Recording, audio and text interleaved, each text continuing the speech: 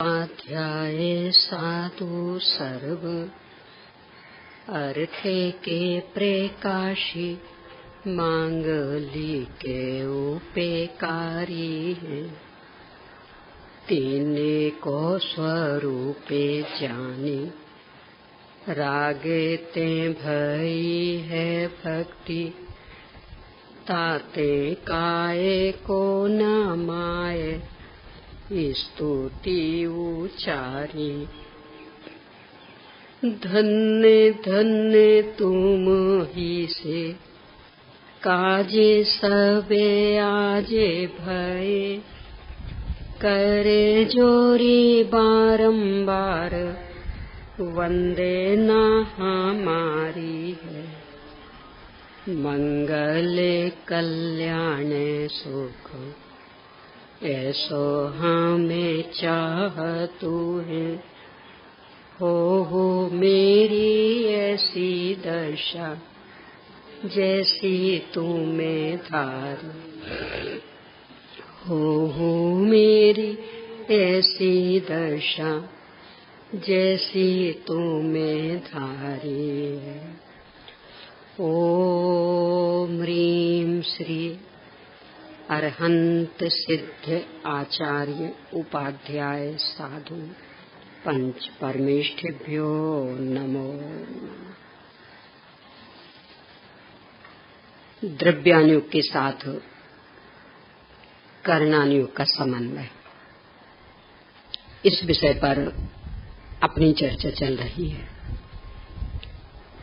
पंच परावर्तन, कर्मों के भेद प्रभेद, इनसे संपूर्ण पर पदार्थों पर से दृष्टि कैसे हट जाती है। एक द्रव्य दूसरे द्रव्य का कर्ता कैसे नहीं है। आत्मा अनंत सामर्थ्य संपन्न कैसे वस्तु स्वातंत्र की सिद्धि और पूर्ण सुनिश्चित परिणमन व्यवस्था,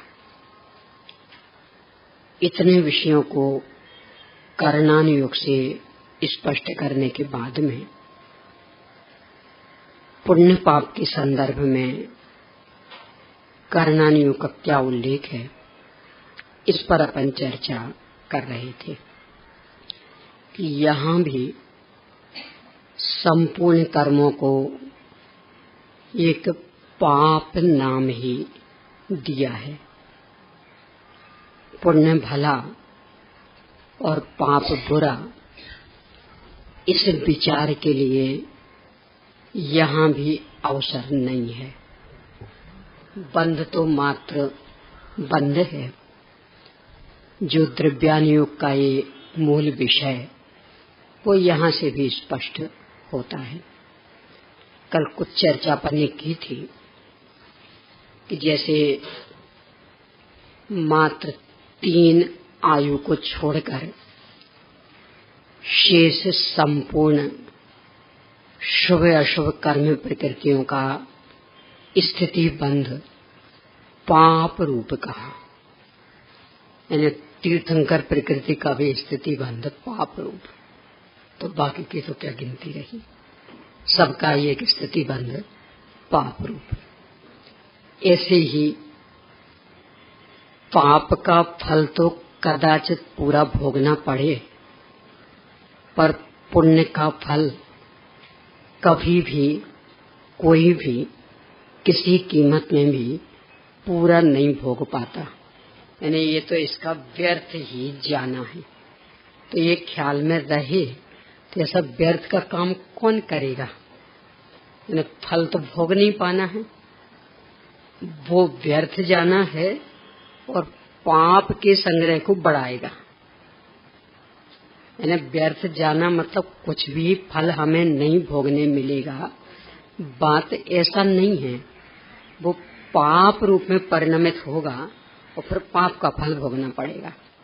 तो पाप पहले से ही ज्यादा था, यानी पाप की स्थिति पुण्य से दुगनी पहले से ही थी। कल चर्चा की थी असाता वेदनी की 30 कोड़ा कोड़ी सागर और साता की 15 कोड़ा कोड़ी सागर। उच्च गोत्र की 20 कोड़ा कोड़ी सागर, नीच गोत्र की 20 कोड़ा कोड़ी सागर और उच्च गोत्र की 10 कोड़ा कोड़ी सागर, शुभ नाम की 10 कोड़ा कोड़ी सागर, अशुभ की 20 कोड़ा कोड़ी सागर। तो पाव्य से दूनी स्थिति वाला था, पुण्य आधी स्थिति वाला था, पर उतना भी नहीं भोग पाना है, क्योंकि स्थावर पर्याय में पुण्य के उदय की मुख्यता नहीं है और त्रस पर्याय ज्यादा से ज्यादा मिलेगी तो कुछ अधिक 2000 सागर के लिए तो कितना भोग पाना है। मैंने 10 कोड़ा कोड़ी सागर भी बंधेगा तो उसके सामने 2000 क्या मायने रखते। बहुत बड़े महासागर के सामने एक बूंद जितना है।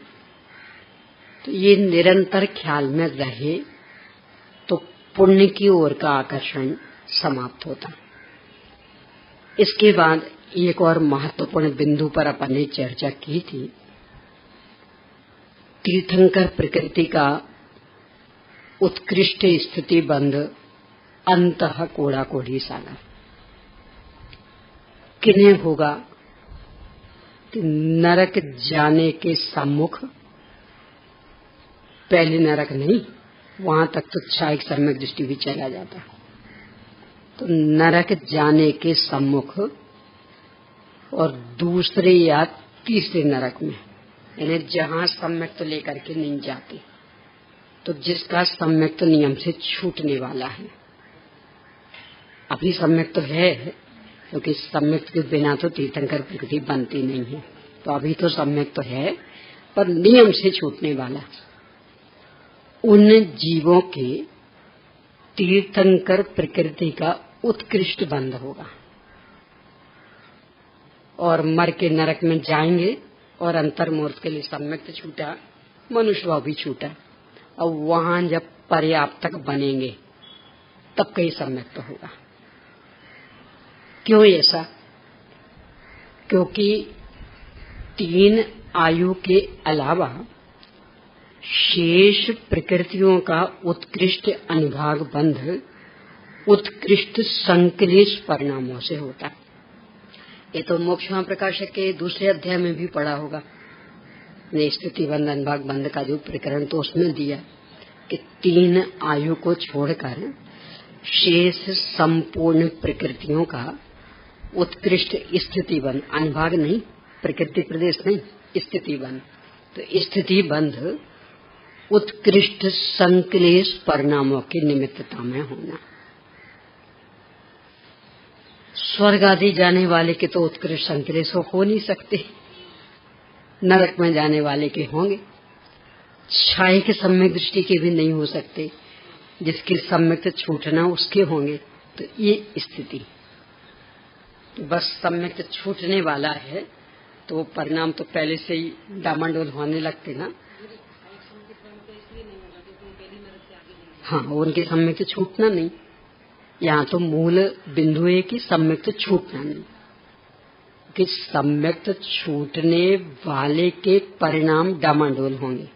जिसके छूटना ही नहीं है तो उसके तो उतने डामाडोल हो नहीं सकते। तो जिसके छूटना है और दूसरे या तीसरे नरक में जाना है, तो नरक में कोई विशुद्ध परिणामों से तो जाता नहीं है, तो उस समय जो उनके उत्कृष्ट संक्लेश परिणाम होंगे, अभी सम्यक तो है पर नियम से छूटने वाला है, बस इसका व्यय और मनुष्यायु का भी व्यय और मिथ्यात्व का उत्पाद और नरक आयु का उत्पाद, ये सब एक साथ चलने हैं। तो उस समय तीर्थंकर प्रकृति का उत्कृष्ट स्थिति बंध होगा। भोगने को तो मिलना ही नहीं है और होगा भी तो उस समय, यानी जब उत्कृष्ट संक्लेश परिणाम, यानी हर कीमत पर मैं समझाऊंगा। हमारा कोई स्वार्थ थोड़ी है, आपके हित के लिए कह रहे, क्यों नहीं समझना चाह रहे? तो हर कीमत पर मर पच करके भी तो ये उत्कृष्ट संक्लेश परिणाम निमित्त पा करके तीर्थंकर प्रकृति का उत्कृष्ट स्थिति बन। भोग तो पाना ही नहीं है, क्योंकि उतने लंबे काल तक तीर्थंकर प्रकृति का उदय रहता ही नहीं, फिर भी जो बंधा वो इस स्थिति में। तो ये निरंतर ख्याल में रहे तो कैसे इन परिणामों का आकर्षण रह सकता है? कि उपलब्धि क्या है? हानि हानि ही। यहाँ तक अपन कल चर्चा कर चुके। अब इससे आगे आज थोड़ी सी चर्चा तो कल की थी कि ये पुण्य पाप का भेद मात्र अघाती कर्म में है, घाती कर्म में नहीं है। घाती कर्म है पूरा का पूरा पापमय। पुण्य पाप का भेद मात्र अघाती में, और अनुजीवी गुणों के घात में निमित्त घाती कर्म होते हैं, अघाती नहीं। और अनुजीवी गुणों का जब तक घात होता रहेगा तब तक अनंत दशा नहीं होनी, तब तक अनंत चतुष्टय नहीं होना।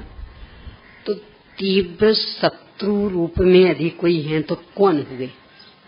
घाती कर्म।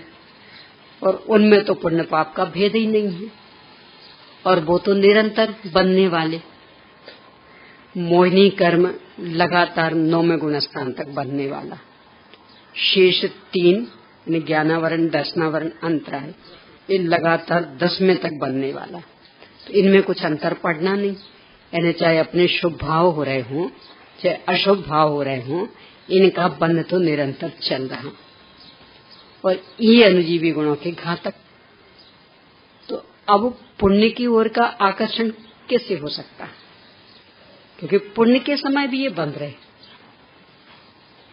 यानी जो हमारे मूल घातक निमित्त रूप में, कि जो मूल घातक अनुजीवी गुणों में, तो वे तो पुण्य के समय भी बंध रहे, पाप के समय भी बंध रहे। तो अब तो परिणाम ये जगेगा कि जिस मोहराग देश के परिणामों से बंध रहे हैं वो ही समाप्त हों। पुण्य पाप से तो कोई फर्क इनमें पड़ना नहीं है। इनमें तो फर्क वो बंध के कारण ही मिटे। यानी मिथ्या दर्शन, अभिरति, प्रमाद, कषाय, ये बंध के कारण ही मिटे हैं, तो इनसे छुटकारा मिलेगा।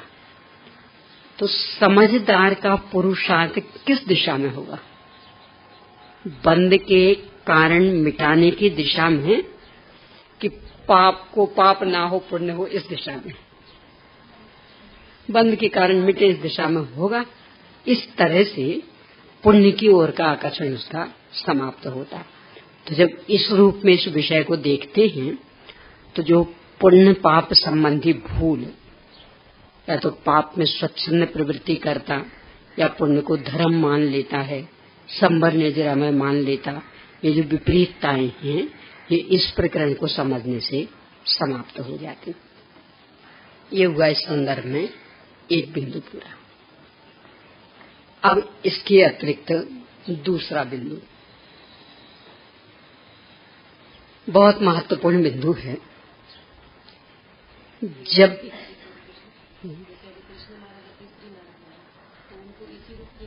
हाँ, हाँ, वो सम्यक छूट गया था, तब तो सात सागर रह पाएंगे ना। विशुद्ध भाव हो तो सात सागर कैसे रह लेंगे? अब इसके बाद एक बहुत सुंदर प्रकरण। जब भी अपन समयसार पढ़ते हैं, वैसे तो अकेली संपूर्ण जिनवाणी में ही नहीं, एक समयसार ग्रंथ में भी राग आदि विकारी भावों के संदर्भ में 4 प्रकार के उल्लेख हैं।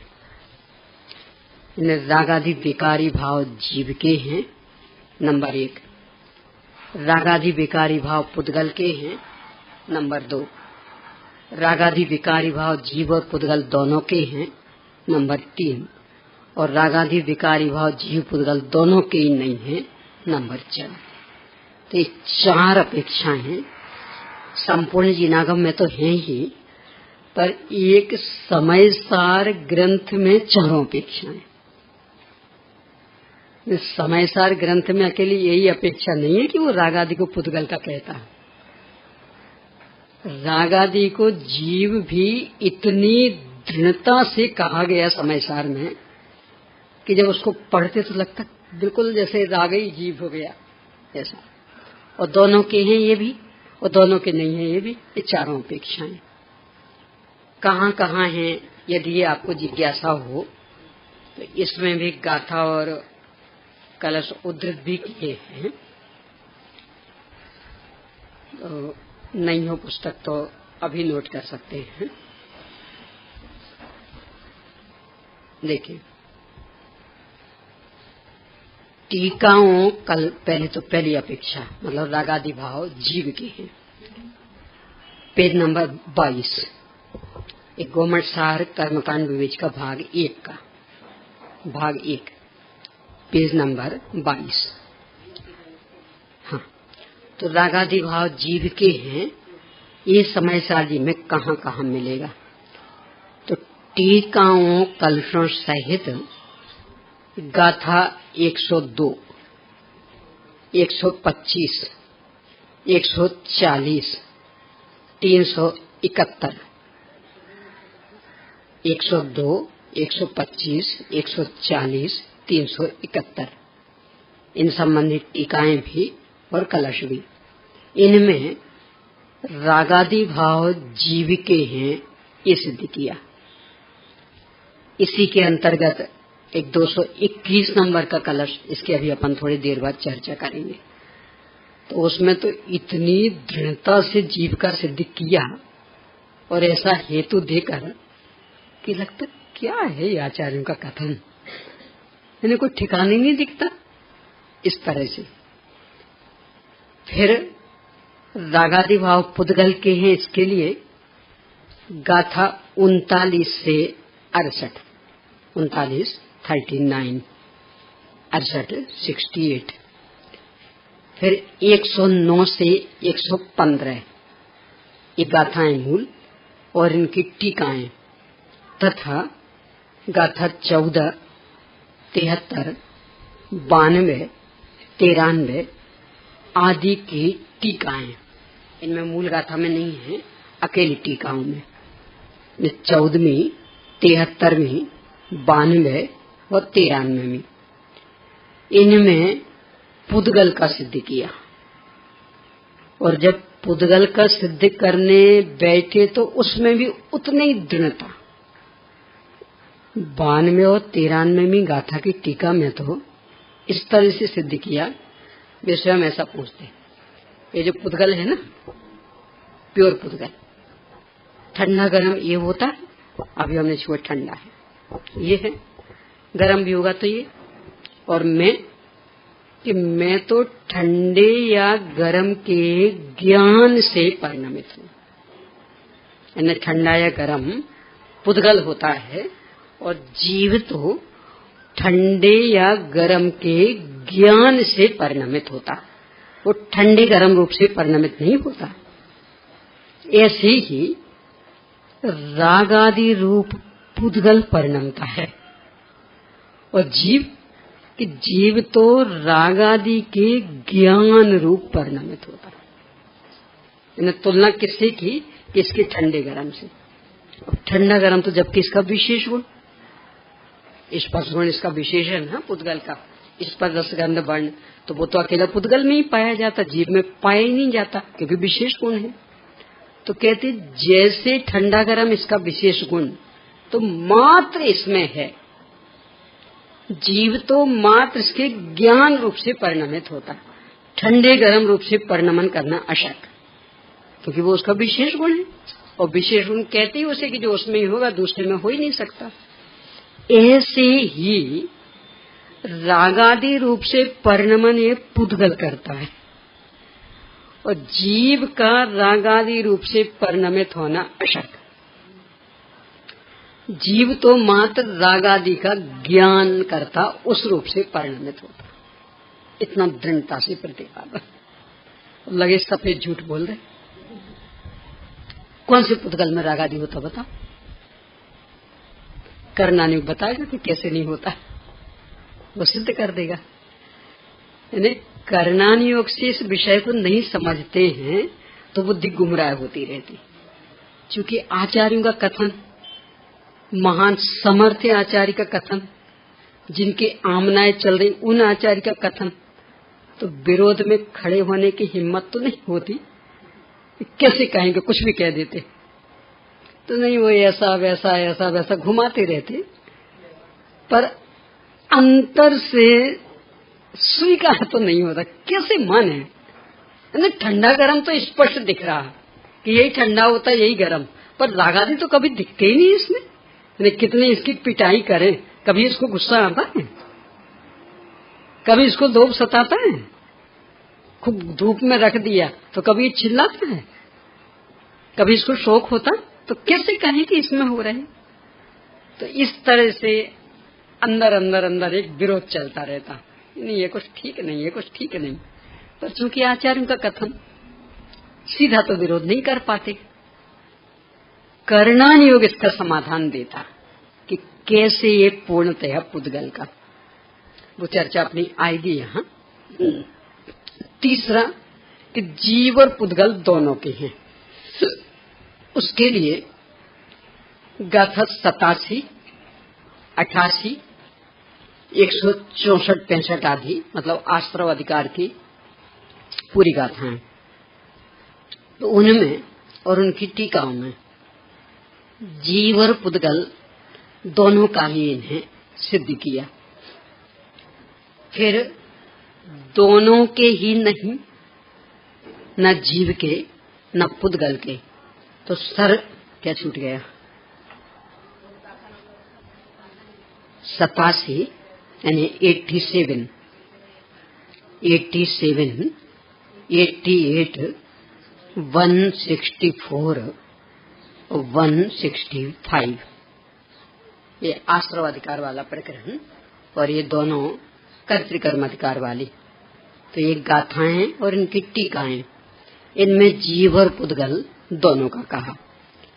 और फिर ये दोनों के ही नहीं, न जीव के न पुद्गल के, तो ये चर्चा सर्व विशुद्धि ज्ञान अधिकार में खास करके 366 से 371 पर्यंत गाथाओं की जो टीका, उसमें ये 366, 366 और फिर 371, तो इनकी टीकाओं में प्रश्नोत्तर शैली में कतरा खनि के इंदिरागांधी के खान कौन है, कहाँ से पैदा हुए, तो उन्होंने कहा बस एक क्षण का अज्ञान कि जीव में कि ना, यदि जीव में हो तो सिद्ध भगवान के भी होना चाहिए, वे भी जीव, तो पुद्गल में कि ना, यदि पुद्गल में तो बताओ किस पुद्गल में हो रहे, तो ना जीव में ना पुद्गल में, बस वो एक क्षण का जो अज्ञान है उसमें। गुरुदेव जी बोलते थे तो अधर से पैदा हो रहा है, उनका कोई सहारा नहीं, अधर से, यानी वो एक एक समयवर्ती पर्याय से, तो ना जीव में हो रहे ना पुद्गल में हो रहे, तो ना भी जीव के ना पुद्गल के, यानी एक ही ग्रंथ में चारों ही अपेक्षाएं हैं और पूरी दृढ़ता से, यानी जिस समय जिस अपेक्षा की चर्चा की तो पूरी ताकत लगा के उसका निरूपण किया। फिर आचार्य ने ये नहीं सोचा कि अभी हम ही इससे उल्टी अपेक्षा बताएंगे, तो अभी हम इसको इतनी जोर दे के बता रहे तो सामने वाला कहेगा हो क्या गया आपको, अभी अभी तो ये समझा रहे थे कि जीव के हैं, जीव के हैं, जीव के हैं, और अब कहने लगे नहीं जीव के नहीं है। पर कुछ नहीं, 4 बार शैली है, उन्हें तो सब स्वीकार रहता, पूरी दृढ़ता से करते हैं बात। जीव का कहने के लिए 221 नंबर के कलश में 221, इस कलश में इतनी दृढ़ता से बात की और बहुत मनोवैज्ञानिक ढंग से, शब्दों का प्रयोग भी बहुत मनोवैज्ञानिक ढंग। ये कलश अपना मोक्ष मार्ग प्रकाशक में भी उद्धृत है इसी संदर्भ में कि निश्चयवासी कहता है वे तो पुद्गल के हैं, तो यही कलश उद्धृत करके कि कहाँ है, तो समय सारी तो कह रहा जीव के हैं, वो तुम पुद्गल के कैसे कहते हैं।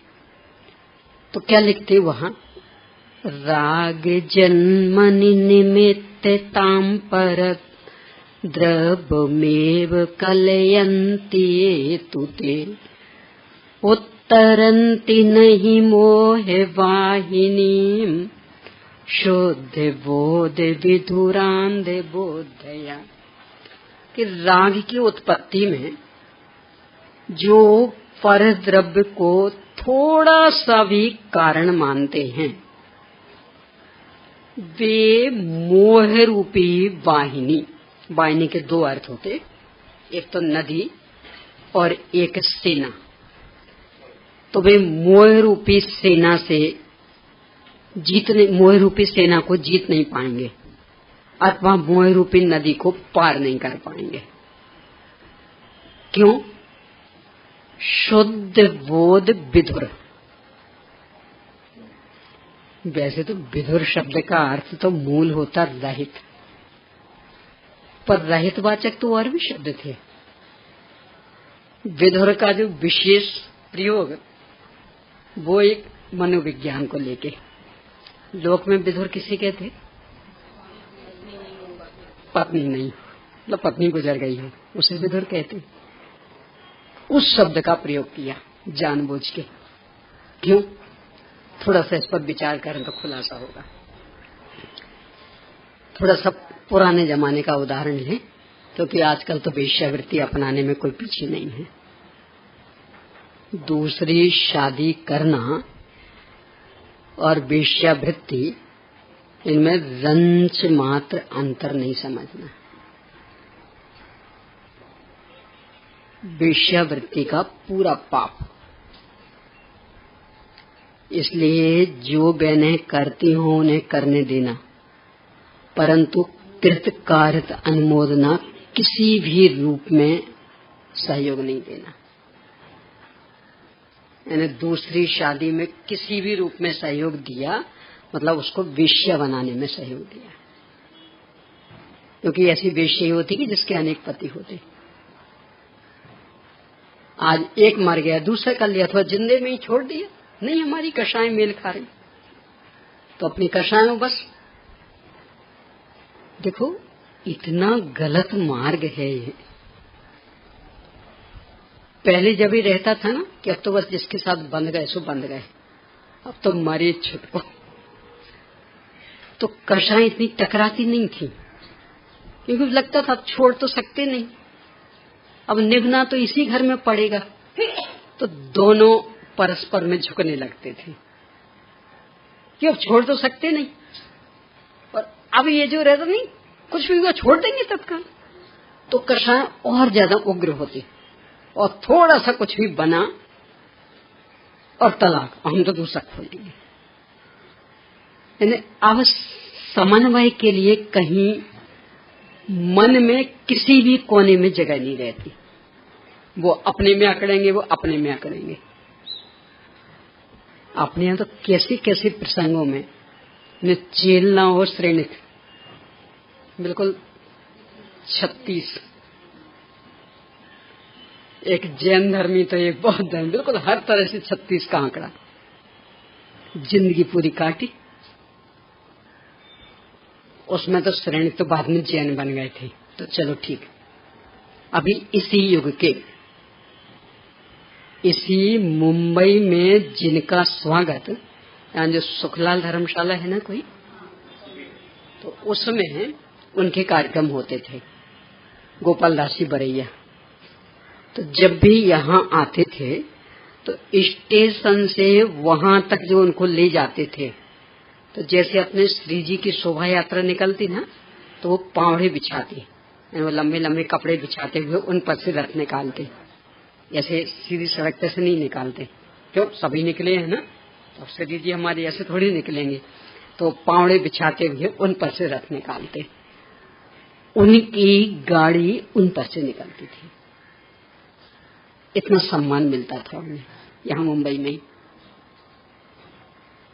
ये उनके जो पूरा उनका छपा हुआ है जीवन परिचय व्यक्तित्व कर्तृत्व, उसमें लिखा कि मुंबई में जब भी आते थे तो इतना सम्मान मिलता था उन्हें। स्टेशन से लेकर के और सुखलाल धर्मशाला तक वो पावड़े बिछते, लगातार वैसे नहीं बिछते, वो 3 रहते हैं मात्र। जैसे एक बिछाया अब जब तक उस पर चला तो पीछे वाला लेके और आगे कर दिया, और पीछे वाला लेके और आगे, इस तरह से चलता रहे तो 3 से ही काम चल जाता है। पर वहां से वहां तक उस पर से उनकी गाड़ी निकलती थी, ऐसी सड़क पर से नहीं। कितना सम्मान दिया जाता होगा। और पत्नी इतनी कर्कश कि उसकी दृष्टि में उनकी फूटी कोड़ी जितनी भी इज्जत नहीं, कुछ मायने नहीं रखते उसके सामने। इतना ही नहीं, हुक्का पीती थी पत्नी। हुक्का समझते, आजकल तो देखा भी नहीं होगा।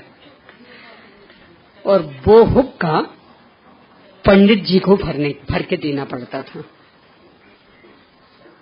और जिस दिन कदाचित भूल गए तो खटिया खड़ी कर देती थी। यानी कदाचित भूल गए और आके शास्त्र की गद्दी पर बैठ के प्रवचन करने, तो वहां धमकती थी, क्यों हुक्का नहीं भरा, चल पहले हुक्का भर, सबके सामने। यानी फूटी कोड़ी जितनी भी इज्जत नहीं देती थी इतने बड़े विद्वान को, तो भी तलाक लेना नहीं सोचा। और वे तो पुरुष थे, पुरुषों को तो दूसरी शादी करने की कोई ज्यादा समस्या नहीं, तो भी नहीं। कहां तो अपनी ये संस्कृति और कहां थोड़ी थोड़ी सी कसाई टकरा करके और तलाक तलाक। महिलाओं के लिए तो पूरी वेश्यावृत्ति। इसलिए कभी भी कृत कारित अनुमोदना में से किसी में भी नहीं पड़ना। अब बाकी तो दुनिया दुनिया है, जिसको मरना है नरक जाना है तो जाने दो, अपन क्या कर सकते। पर अपन अपना बचाओ कि बिल्कुल नियम से ही। मान लो वो लड़की जिद कर रही, देख बहन सोच लेना, यदि तूने की तो आज से ही तेरे हाथ का पानी पीना बंद, अब तेरे से कोई हमारा संपर्क नहीं रहेगा। क्यों, वेश्याओं के यहाँ का कौन पीता है। और इस कीमत पर तुझे जाना हो दूसरे के यहाँ तो जा, फिर मुझसे कोई अपेक्षा नहीं रखना, तेरे यहाँ का पानी भी नहीं पीऊंगी। इस तरह बिल्कुल 2 टूक पहले से उसको बता देना। और फिर भी यदि किसी के होनहार खराब होगी तो जाए, अपन क्या कर सकते। यहाँ विधवा का उदाहरण नहीं लिया, विधुर का लिया। तो आज के जमाने में तो नहीं मिल पाएगा वो उदाहरण, पुराने जमाने का देखें। बहुत छोटी उम्र में शादी हो जाती थी और फिर बच्चे भी जल्दी जल्दी। तो मान लो एक कोई महिला 14 वर्ष की थी, वो शादी हो गई और फिर 1-1 वर्ष के अंतराल से बच्चे। आज वो 24 वर्ष की है, 10 बच्चे हैं। सबसे बड़ा बच्चा 10 वर्ष का है और सबसे छोटा अभी गोदी का है, मान लो 1 महीने का है। और आर्थिक स्थिति भी कोई अच्छी नहीं है, न पीहर से कोई सहयोग के लिए अवसर है और न ससुराल में ऐसी कोई क्षमता है, एकदम साधारण सी। और अचानक पति का परलोक गमन हो गया। घर में छोटे छोटे से बच्चे 10, आर्थिक तंगी भी। दूसरी शादी का तो सोच भी नहीं सकती, स्वयं मानसिक तैयारी ऐसी रहती थी। अभी भी अपने भारत में कितनी ही महिलाएं ऐसे निकल आएंगी कि बराबर इस स्थिति में ही वे थीं और स्वयं कमाया और बच्चों को पाला पोसा, पर किसी भी दूसरे के चक्कर में फंसने का सोचा भी नहीं। अभी भी विद्यमान है ऐसी कई महिलाएं बुजुर्गों में ये। अब कदाचित कोई ज्यादा भौतिक चकाचौंध में उलझा हुआ व्यक्ति उसको सलाह दे कि बहन तुम्हारी स्थिति ऐसी, अकेले क्या क्या करोगी, कमाओगी कि बच्चों को खिलाओगी, सुसंस्कार भी करना, जैसा करो दूसरा कर लो, क्या कहेगी वो। अब जबान कभी खोलना नहीं कि नहीं, आपके हित के लिए कह रही हूँ, क्या करेंगी आप अकेले, मैं सब कर लूंगी, मैं कमा भी लूंगी और बच्चों को पाल भी लूंगी, और बराबर दोनों कर लेती थी, और बच्चों को बराबर सुसंस्कार थे। इसलिए उसका उदाहरण नहीं लिया यहाँ, मैंने विधवा का नहीं लिया। अब विधवा तो मान लो स्थिति यही है, मान लो वो पति है 27 वर्ष का और पत्नी थी 24 वर्ष की, 3 साल का अंतर रहता। अभी तो पति गुजरा था, अब इसको उल्टा करते हैं, पत्नी गुजर गई, बच्चे वही 10, पहला सबसे बड़ा 10 साल का और दूसरा 1 महीने का। जैसे तैसे 13 दिन हुए नहीं कि दूसरी लड़की की खोज शुरू हो जाएगी, और उसे कहें भैया क्या कर रही है, देखो वे ले आए थे बच्चों की सौतन, क्या स्थिति उनकी हो रही, देखो उनके यहाँ आ गई थी, उनकी क्या स्थिति हो रही, तुम्हारे यहाँ की भी यही स्थिति होगी। क्या तर्क देगा? वो तो मैं भी जानता हूँ, पर करूं क्या मैं? इतने छोटे छोटे बच्चे, मैं कमाऊंगा कि इनको खिलाऊंगा? क्या करूंगा मैं? अकेले मुझसे तो होने वाला नहीं। और आखिरकार उन बच्चों की सौतन ले आएगा, बच्चों की सौतेली मां ले आएगा, और परिणाम निकलेगा कि उदाहरण ही समझना, रेयर केस भी हो सकते हैं, सब एक से थोड़ी होते, पर उदाहरण। तो बच्चों को माँ का प्रेम तो मिलना ही नहीं था, क्योंकि सौतेली माँ थी, आखिर पिता के प्रेम से भी वंचित हो जाएंगे। यानी जीते जी नरक जैसी यातनाएं भी बच्चे भोगेंगे, पर वो उनका पिता मानने वाला नहीं है, लाए बिना रहने वाला नहीं, ले आएगा। यहाँ उसका उदाहरण ले रहे। शुद्ध बोध विधुर, यानी शुद्ध ज्ञान, जो प्रज्ञा, स्त्रीलिंगी है ना प्रज्ञा, तो उसको पत्नी बना दिया कि उससे विधुर हो गया, यानी वो मर गई उसकी, तो अब अंधा हो गया, विज्ञान ज्योति नहीं रही तो अंधा हो गया, विवेक शून्य हो गया। तो विवेक शून्य में आपको दिख नहीं रहा, तो इसलिए उलझेगा वो, तो अब सुलझने वाला नहीं है। यानी कितना ही बड़ा तैराक हो पर अंधा हो जाए, किनारे उसे दिख ही नहीं रहे, तो अब वो तैराकी विद्या काम आ पाएगी? किनारे तो दिख नहीं रहे, अब वो तो अनुमान से अपने हाथ पर चलाएगा, तो हो सकता है उस ओर ही चलाए कि जिस ओर वो नदी बह करके समुद्र में जाके मिलने वाली हो। क्यों? किनारे तो दिख नहीं रहे, पार कर पाएगा?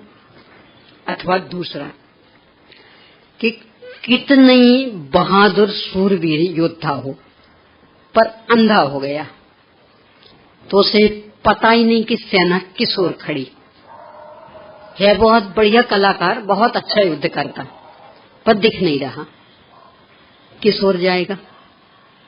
मान लो सेना इस ओर ही खड़ी, वो उस ओर ही बढ़ रहा, तो वह सेना के मतलब जो प्रतिपक्षी सेना, तो उसके सामने आ गया, वो तो मार डालेगी इसको। तो अब वो जीता रह सकता, विजय भी पा सकेगा?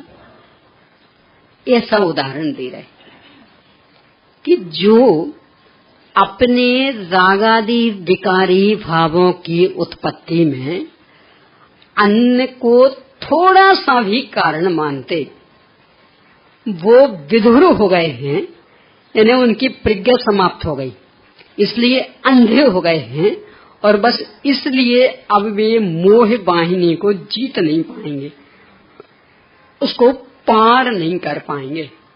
यानी जैसा वो पुरुष था ना विधुर, कि तो हम अकेले कैसे गृहस्थी की गाड़ी खींचेंगे, कोई दूसरा सहारा चाहिए, अकेले के बस की बात नहीं। वो विधवा तो अकेली खींच ले गई थी, उसने तो अपने बल पर सब कर लिया था, तो वो तो इतनी साहसी थी कि अकेले के बल पर पूरी अपनी गृहस्थी की गाड़ी खींच ले गई।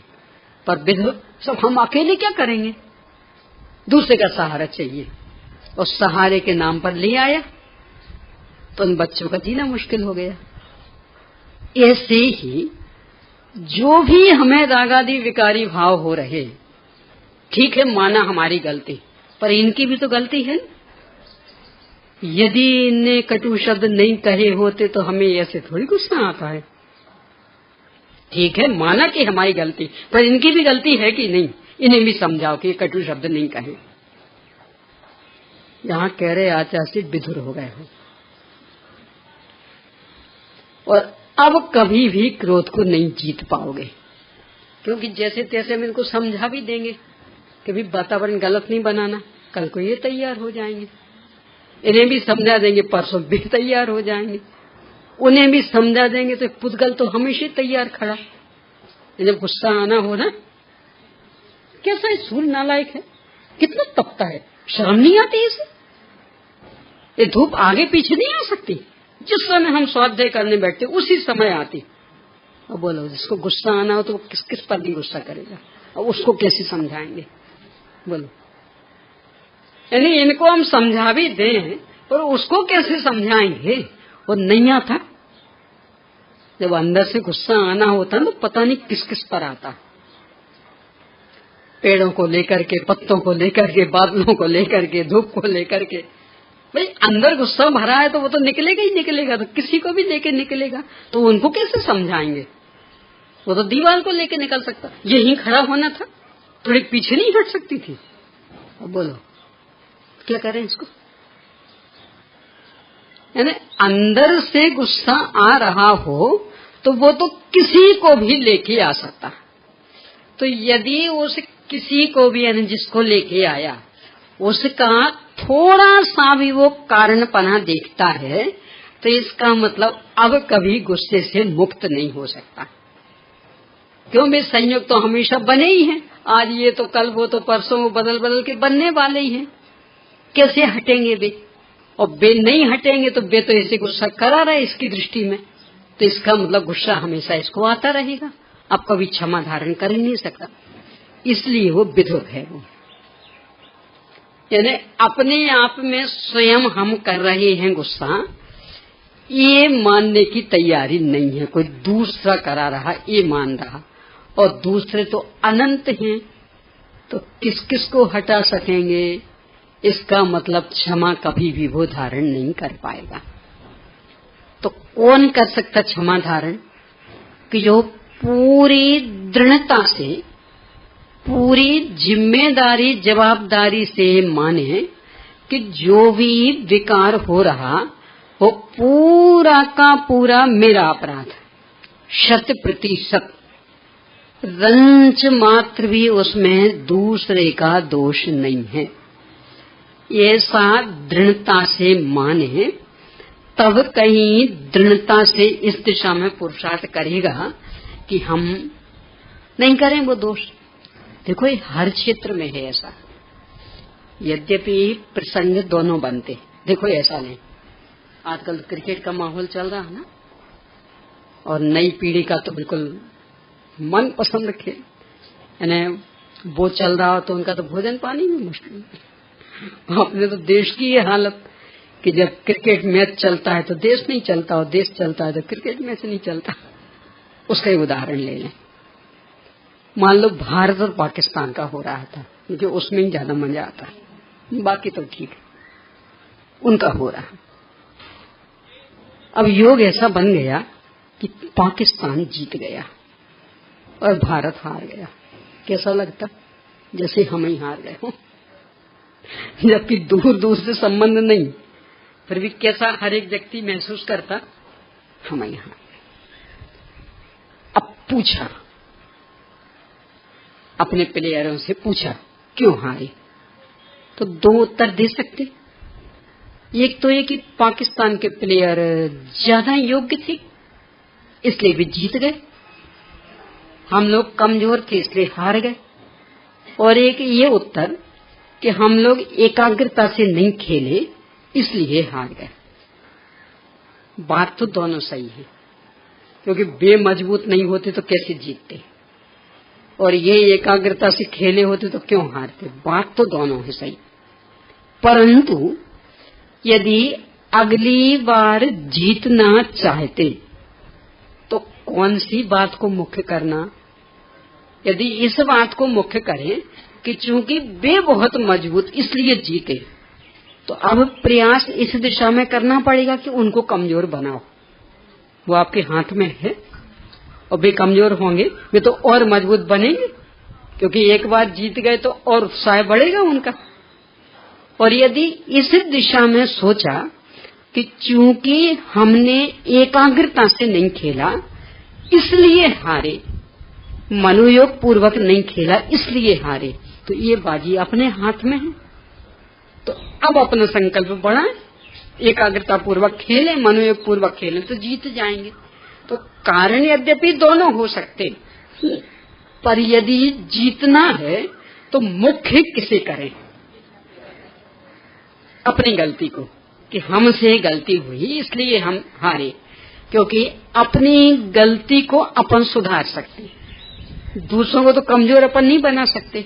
अब ऐसे ही यहाँ कि जिस समय क्रोध आया हमें, यद्यपि ये भी एक कारण कि उस समय ने प्रतिकूल वातावरण बनाया, बात सही है, परंतु यदि हम क्षमा धारण करना चाहते तो किस ओर से सोचना चाहिए कि सब इनने प्रतिकूल वातावरण बनाया इसलिए गुस्सा आया, तो इनको समझाओ।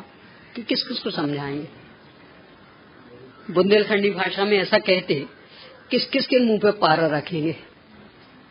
तो सब एक गाली देते हैं, कटु शब्द बोलते तो हमें गुस्सा आ जाता, तो किस किस को मना करेंगे?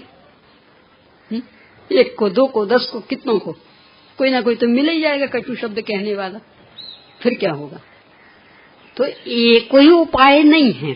तो उपाय क्या है कि ये माने कि हमें ही अपने स्वरूप में पूर्ण स्थिर नहीं रह पाए इसलिए गुस्सा आ गया है, तो अब हम अपने स्वरूप में पूर्ण स्थिरता का पुरुषार्थ करेंगे जिससे गुस्सा न आए। ये अपने हाथ में है, इसके बल पर क्रोध जीता जा सकता है। ये कह रहे यहाँ कि यदि विकारी भाव पैदा हो रहे हैं तो ये मान की अपराध पूरा का पूरा मेरा है, दूसरे का रंच मात्र नहीं। इसे रखना की समाप्त करना ये जिम्मेदारी मेरी, ये जवाबदारी मेरी, तब कहीं मिटाने का पुरुषार्थ हो सकता। और किसी दूसरे का थोड़ा सा भी कारणपना माना तो पुरुषार्थ एकाग्रता पूर्वक नहीं चलेगा, यानी विकार कभी भी नहीं मिटेगा। ऐसा हर विकार में लगा लेना।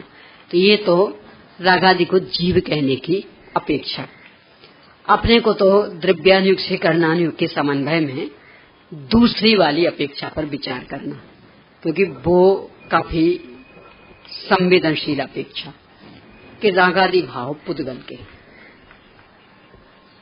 इस पर बस बुद्धि अपनी भ्रमित होती है। किसी भी पुद्गल में होते दिखते तो नहीं है, और वे तो इतनी दृढ़ता से कहते हैं कि जैसे ये ठंडा गर्म होता, मैं तो मात्र के ज्ञान रूप परिणमित होता हूँ, ऐसे ये ही रागादि रूप होता, मैं तो मात्र के ज्ञान रूप परिणमित होता हूँ। तो बताओ किस पुद्गल में राग हुआ है? इस दीवार की कितनी पिटाई करें कि इसको गुस्सा आ जाएगा? और ये तो कह रहे कि नहीं दीवार को गुस्सा आता। देखा है कब किसी पुद्गल में राग होते हुए? तो ये तो कह रहे। तो ये जो प्रकरण है ये अपने उपयोग को बहुत व्यग्र करते हैं। शुरू में चर्चा की थी कि चूंकि आचार्यों का कथन तो सीधा तो विरोध नहीं कर पाते, क्यों? बहुत समर्थ आचार्य, पर अंदर में लगता अवश्य रहता है कि क्या कह देते हैं। कौन से पुद्गल में होता है बताओ? चित्त एकाग्र नहीं हो पाता।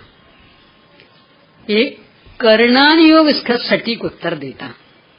इस गौमठ सार ग्रंथ की 6वीं गाथा, जैसे समय सार जी की 6वीं गाथा बहुत महत्वपूर्ण है ना, और गुरुदेव श्री की भाषा में तो 6ठी का अफर लेख, जैसे वो बताते, देखो वो विमाता विधाता आती 6वें दिन और बच्चे का लेख लिख जाती तो वो अफर हो जाता।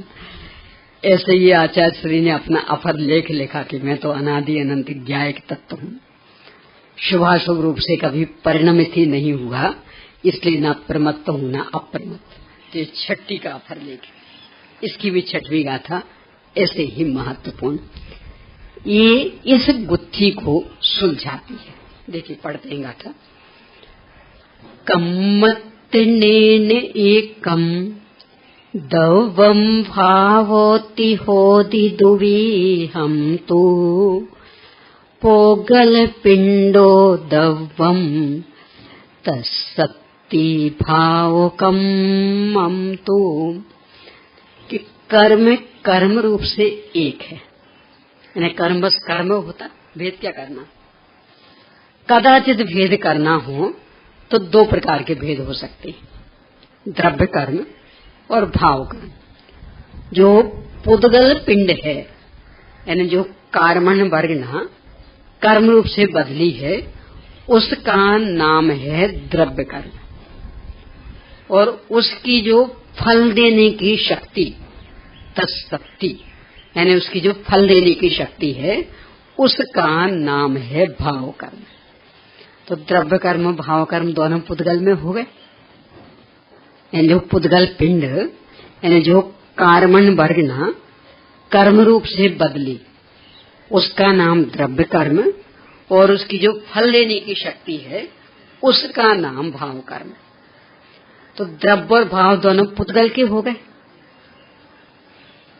जिनको कर्म की 148 प्रकृतियां याद होंगी तो उन्हें ये बात ख्याल में होगी कि जो अपने विकारों का नाम, वो उन प्रकृतियों का भी नाम, यानी अपने विकार का एक नाम मिथ्याप, तो उस प्रकृति का नाम भी मिथ्याप। अपने विकार का नाम सम्यक मिथ्याप, तो उस प्रकृति का नाम भी सम्यक मिथ्याप। अपने एक विकार का नाम अनंतानुबंधी कषाय, तो उस प्रकृति का नाम भी अनंतानुबंधी कषाय। अपने इसका नाम मनुष्य, उसका भी नाम मनुष्य, यानी पूरे के पूरे नाम भी। तो वे कहते जो वो कार्बन वर्गना कर्म रूप से बदली, वो तो है उसका द्रव्य कर्म, और जो उसकी फल देने की शक्ति है वो उसका भाव कर्म। यानी अनंतानुबंधी भाव कर्म किसका नाम, कि वो जो कार्बन वर्गना अनंतानुबंधी चार त्रिमोही कर्म रूप से बदली, उसका नाम तो द्रव्य कर्म। और उस पुद्गल में जो अनंतानुबंधी रूप से फल देने की क्षमता है, उसका नाम भाव कर्म। तो दोनों पुद्गल के हो गए ना। अभी 92-93 गाथा में ये कह रहे आचार्य जी, तब इसमें कहाँ विरोध, तो पूर्णतया पुद्गल का। अब जीव में कैसे, फिर इसकी एक अलग चर्चा है, उस पर तो आज तो चर्चा नहीं हो पाएगी, आगे करेंगे। अभी तो इस पर ही कि द्रव्य कर्म भाव कर्म उसमें ही कैसे, पहले ये बिंदु अपन देख लें। प्रत्येक वस्तु स्वयं चतुष्टयात्मक, प्रत्येक वस्तु स्वयं चतुष्टयात्मक, यानी स्वयं द्रव्य, स्वयं क्षेत्र, स्वयं काल और स्वयं भाव, इसके बिना कोई भी वस्तु नहीं होती। ये जो स्वयं चतुष्टयात्मक वस्तु की व्यवस्था है, अपने यहाँ तो भगवान ने बताई, पर इतनी व्यापक कि सर्वमान्य, यानी जिनको जैन धर्म मान्य नहीं, उन्हें भी यह मानना पड़ता है। देखो ऐसा ले, ये स्कूलों में देश की परिभाषा पढ़ाई जाती है ना, देश किसे कहते, यानी अपना भारत एक देश है, ईरान इराक एक देश है, किसे कहते देश, तो व्यवस्थित चार चीजें लेते, जिसका अपना स्वतंत्र नाम हो। यानी महाराष्ट्र तो अन्य चाहे जिसमें मिल जाएगा, क्योंकि उस देश का जो भी बड़ा प्रांत होगा उसको महाराष्ट्र कह देंगे।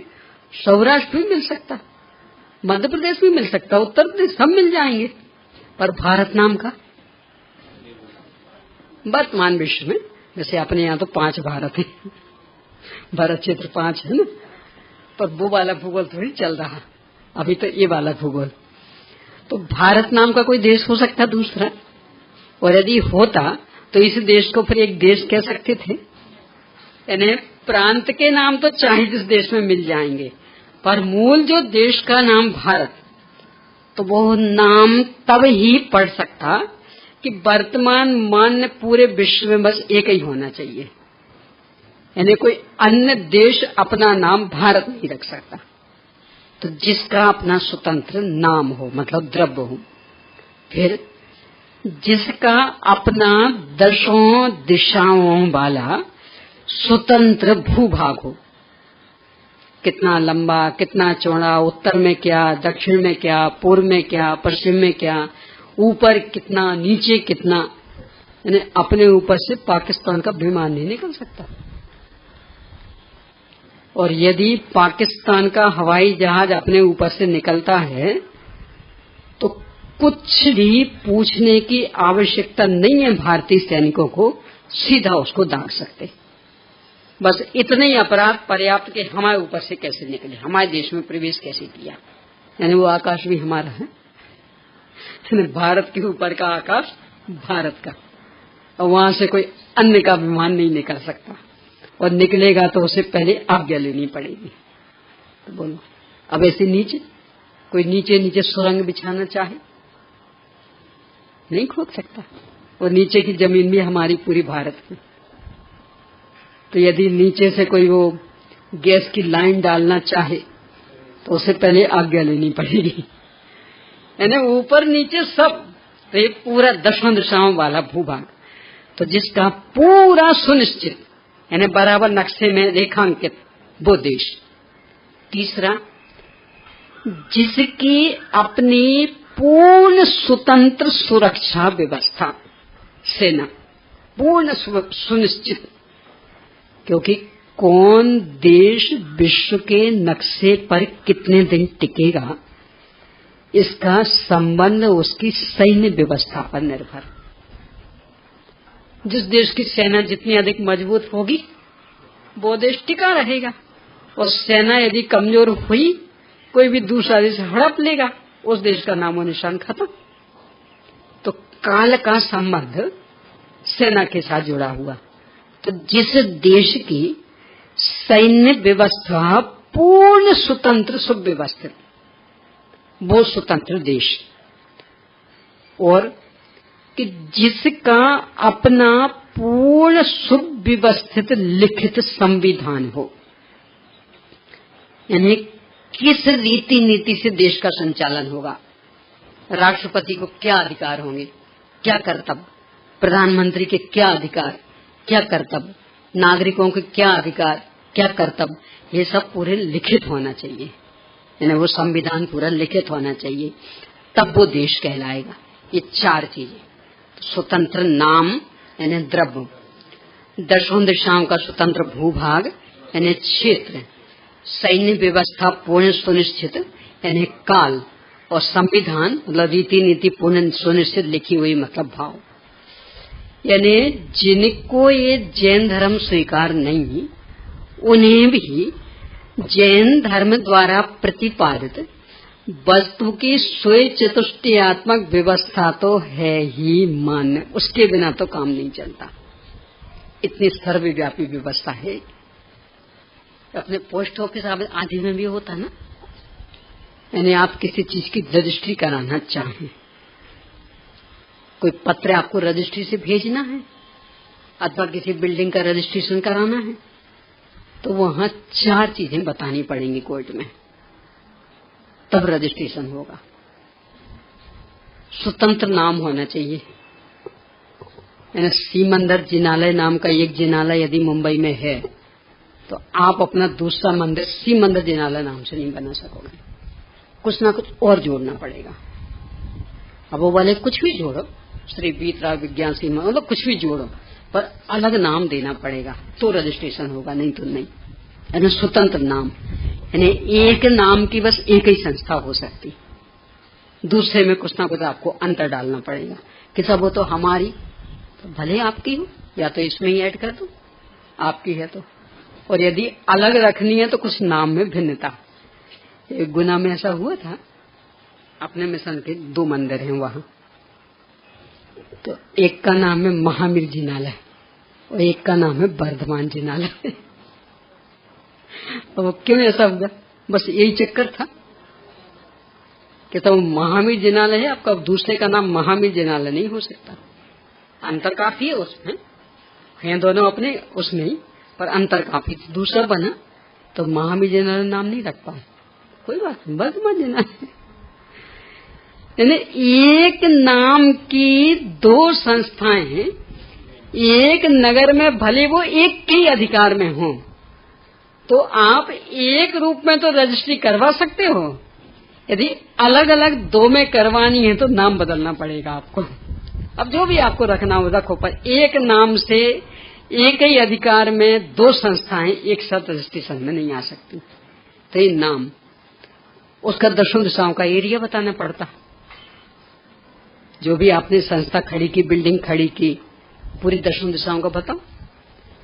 ऊंचाई में कितना, फ्लैट सिस्टम भी होता है तो उसमें भी पूरा बताना पड़ता है, इतना ऊंचा, इतना चौड़ा, इतना लंबा, सब पूरा, तब कहीं होगा। और काल कि वैसे तो प्राकृतिक विपदाओं का तो कोई ठिकाना नहीं, तो वो तो सरकार भी स्वीकार करती, पर यदि वैसी कोई घटना नहीं घटी तो आपने जो इसमें माल मसाला लगाया, तो यदि कोई प्राकृतिक विपदा नहीं आई तो लगभग कितनी मजबूती वाला वो मसाला, कितने वर्षों तक टिकेगी ये बिल्डिंग, ये भी आपको बताना पड़ेगा अनुमानता। तब कहीं रजिस्ट्रेशन होगा। कि सब ये तो हमें पता नहीं, तो रजिस्ट्रेशन नहीं हो सकता। बताना पड़ेगा सीमेंट किस तरह का लगाया, लोहा किस तरह का लगाया, कि लगभग कितनी मजबूती से बनी है ये बिल्डिंग, तो वो। और फिर भाव, इतनी सारी बिल्डिंग है, क्यों आपने अलग से बनाई, तो वो उद्देश्य बताना पड़ेगा कि साहब हम ये काम करना चाहते हैं और अन्यत्र कहीं स्वतंत्रता से हम नहीं कर पाते हैं, जहां भी करते हैं तो प्रतिबंधित किया जाता, तो हम स्वतंत्रता से करना चाहते, इसलिए हमने ये बनाया है, तब कहीं जाके रजिस्ट्रेशन होगा। तो बस ये 4 स्वयं चतुष्टय, यानी स्वयं चतुष्टयात्मक व्यवस्था इतनी व्यापक व्यवस्था है। कर्म भी एक वस्तु है, उसके भी स्वयं चतुष्टय होते, तो उसके जो 4 भेद हैं कर्म बंध के, बस वे ही उसके स्वयं चतुष्टय, यानी प्रकृति बंध स्वयं द्रव्य, प्रदेश बंध स्वयं क्षेत्र, स्थिति बंध स्वयं काल और अनुभाग बंध स्वयं भाव। प्रकृति बंध स्वयं द्रव्य, प्रदेश बंध स्वयं क्षेत्र, स्थिति बंध स्वयं काल और अनुभाग बंध स्वयं भाव। ये कर्म रूपी वस्तु के 4 है स्वयं चतुष्टय। जब कभी भी विस्तृत चर्चा करते हैं तब तो चारों का नाम ले लिया जाता, पर जब कभी संक्षिप्त चर्चा होती तो हमेशा द्रव्य और भाव 2 का नाम लेते। ये हमेशा का ही नियम। मैं ज्ञानानंद स्वभावी हूँ, क्या क्या बताया?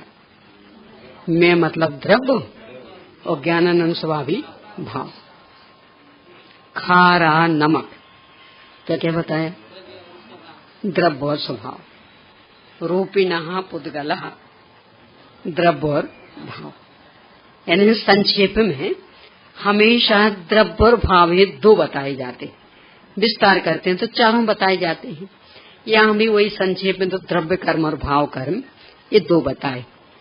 अब ये स्वयं चतुष्टय कैसे, और फिर द्रव्य कर्म भाव कर्म कैसे, और फिर जीव में भाव कर्म कहाँ से आ गया, समय भी का हो गया है, आगे करेंगे इस पर चर्चा।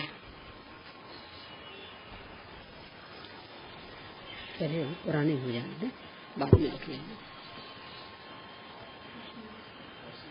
हाँ चलिए प्रश्न लिख लीजिए। हाँ ये भी लिखा रही हूँ।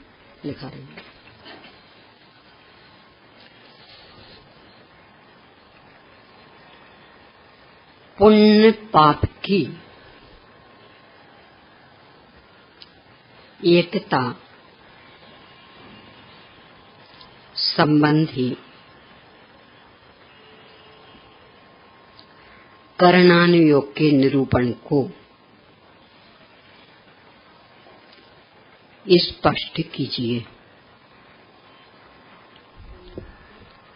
पुण्य पाप की एकता संबंधी करणान योग के निरूपण को स्पष्ट कीजिए। अगला, प्रत्येक वस्तु की स्वयं चतुष्टयात्मक व्यवस्था की व्यापकता समझाइए। अगला, राग आदि के संबंध में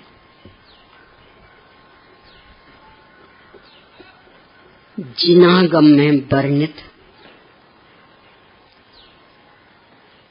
4 अपेक्षाएं बताते हुए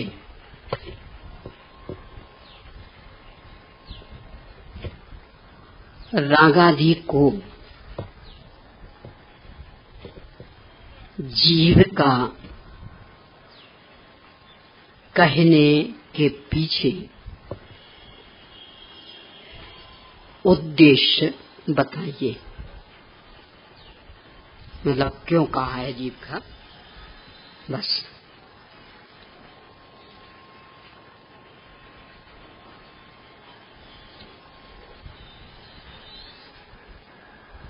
अनंत सुख और अव्यवहार सुख में क्या अंतर है? वास्तव में तो केवल ज्ञान गोचर, क्योंकि अनंत सुख भी अपन कहाँ जान पा रहे, अनंत भगवान ही जानते हैं। तो अव्यवहार सुख तो और उनसे ऊपर सिद्ध भगवान के, तो अपन कहाँ जान पाते। पर सामान्य से अंतर अपन समझ सकते हैं। अनुजीवी गुणों का पूर्ण शुद्ध परिणमन,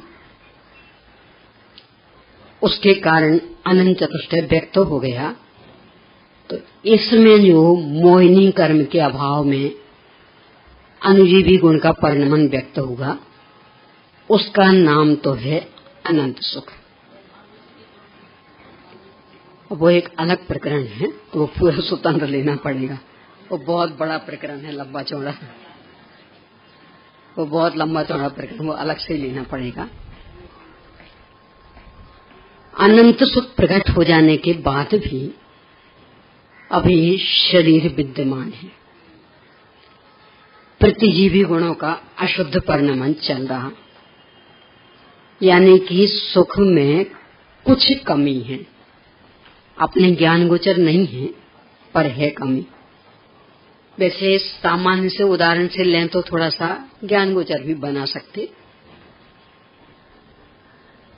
एक घरों में बहुत हो जाता है ऐसा।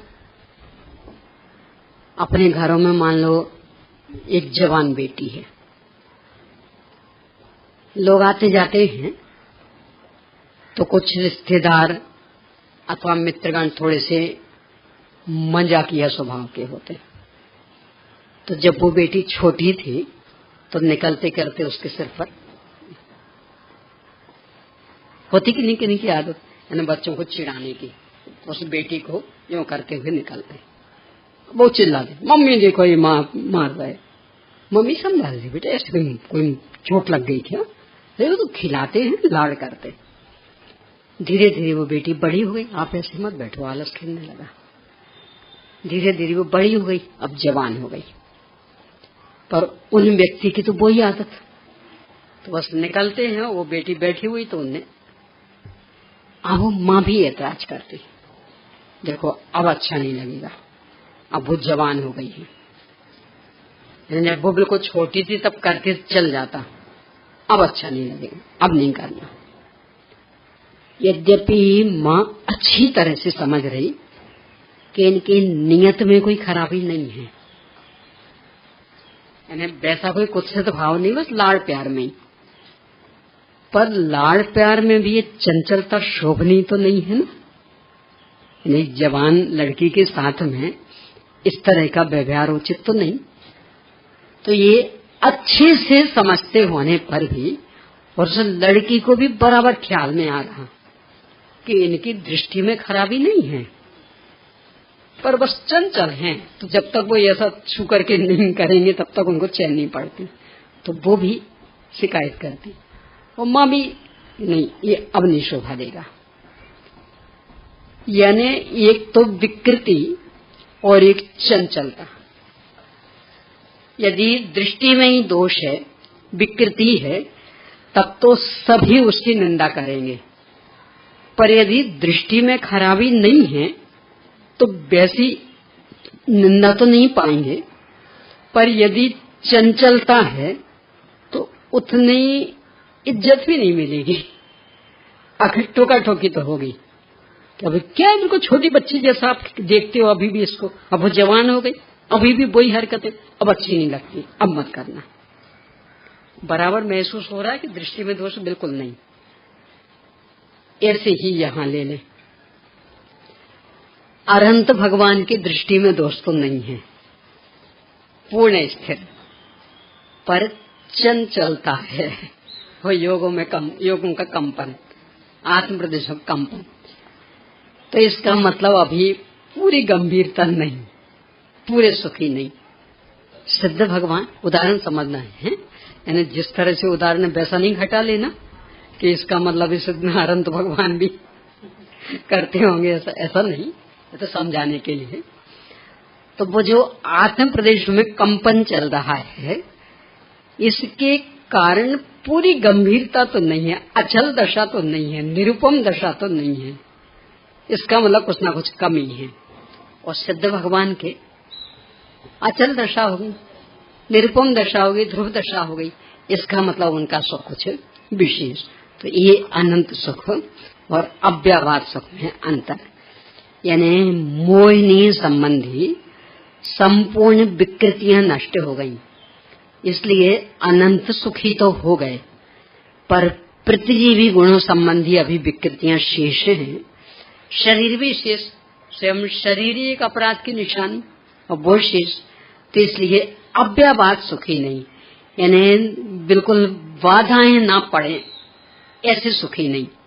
सिद्ध हुए तो अव्यवहार सुखी कि जो ये बाधाएं पड़ रही थी प्रतिजीवी गुण की अशुद्धता संबंधी, वे भी समाप्त। इस तरह से अंतर है।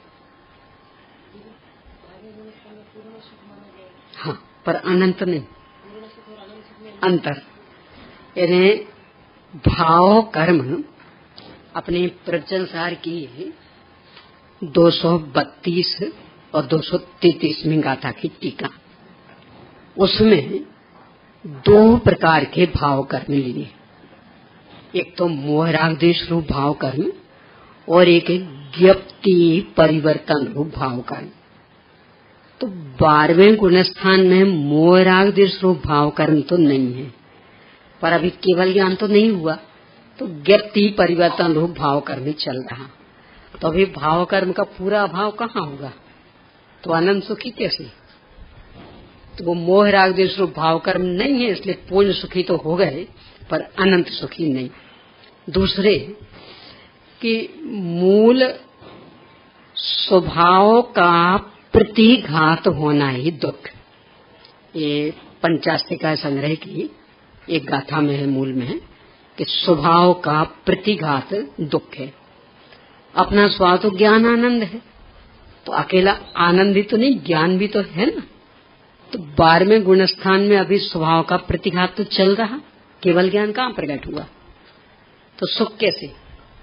यानी सुख में तो ज्ञान आनंद दोनों की प्रकटता, तब कहीं सुख। तो आनंद प्रकट हुआ पर ज्ञान केवल ज्ञान रूप से परिणमित नहीं हुआ, इसलिए पूरा सुख होने पर भी अनंत सुख नहीं। यानी ज्ञान की अनंतता जो कि ज्ञप्ति परिवर्तन रूप भाव कर्म को नष्ट करती, वो अभी वहां नहीं है, इसलिए अनंत सुखी वहां नहीं।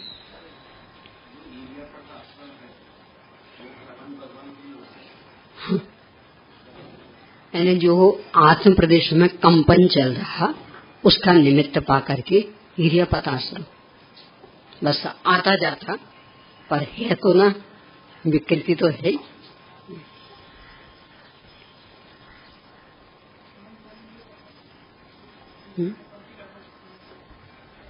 पंचास्तिका संग्रह की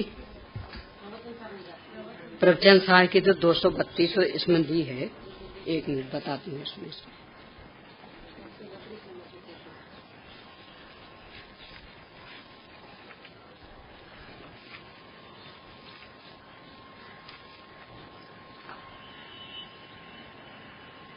प्रवचन सार की मूल 233वीं गाथा और पंचास्तिका संग्रह की 163 163 इसमें तो ये सुख का लक्षण स्वभाव का अप्रतिघात।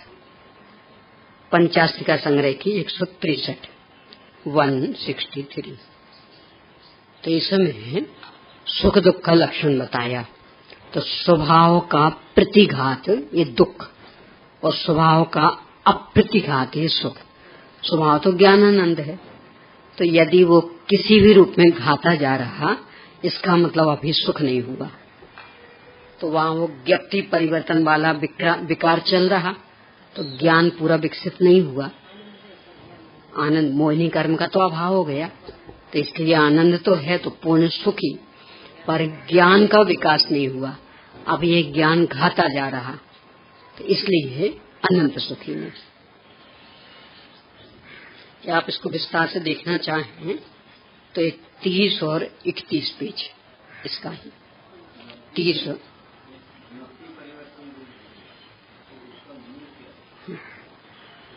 तो इसका 30 और 31 पेज पर देख सकते हैं।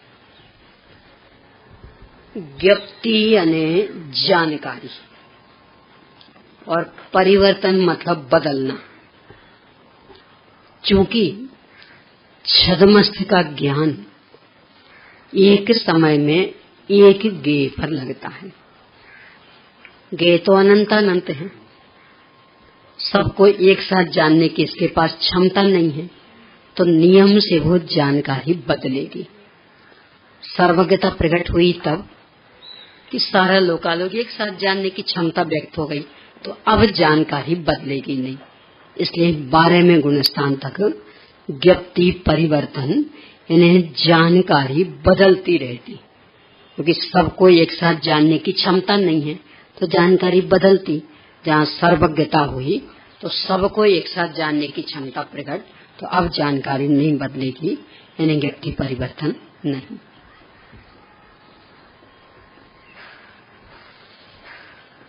चार आघाती कर्मों के अभाव में होने वाले गुणों की शुद्धि के बारे में समझाने की कृपा करें।